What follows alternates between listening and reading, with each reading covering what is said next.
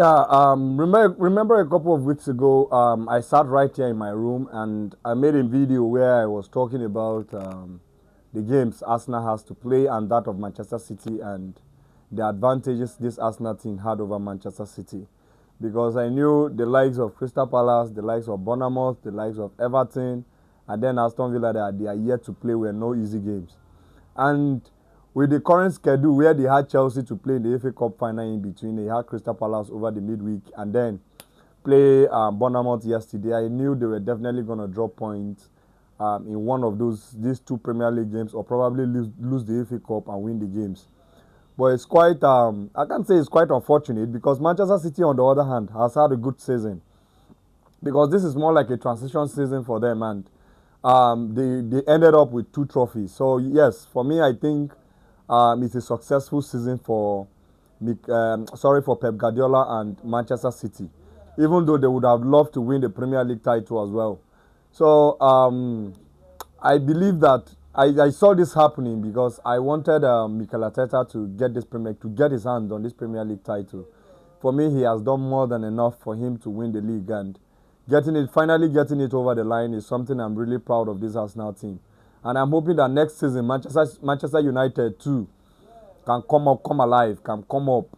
You know, ending celebrating third position, celebrating assist is not a thing for we Manchester United. And if you have been a Man United fan for quite some time, you understand that this is never the standards of this club because our aim has always been to, you aim that high for you to go into the league competing for the league and not competing for the top four Champions League places. So next season is going to be very much interesting. I'm looking forward to seeing how Manchester City would look like without Pep Guardiola in the dugout. It's going to be very very difficult for them because now Manchester City is Pep Guardiola, and without Pep Guardiola, I really want to see how they can cope. They were doing well even before Pep Guardiola came in, but he took them to a whole new level, and maintaining those standards is not always easy. Enzo Maresca has a very very big task on his hand, replicating what Pep Guardiola has done with this Manchester City team. So yes, Premier League is about to get even more interesting. Chelsea on the other hand has Xabi Alonso, Manchester United Michael Carrick, Manchester City Enzo Maresca, and then Tottenham Hotspur.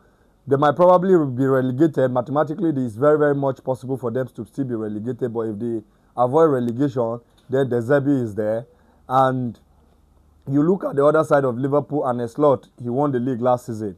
They might have a bad season this season, but you cannot rule Liverpool out with the quality of the players at their disposal. So yes, Liverpool are very very much in the race.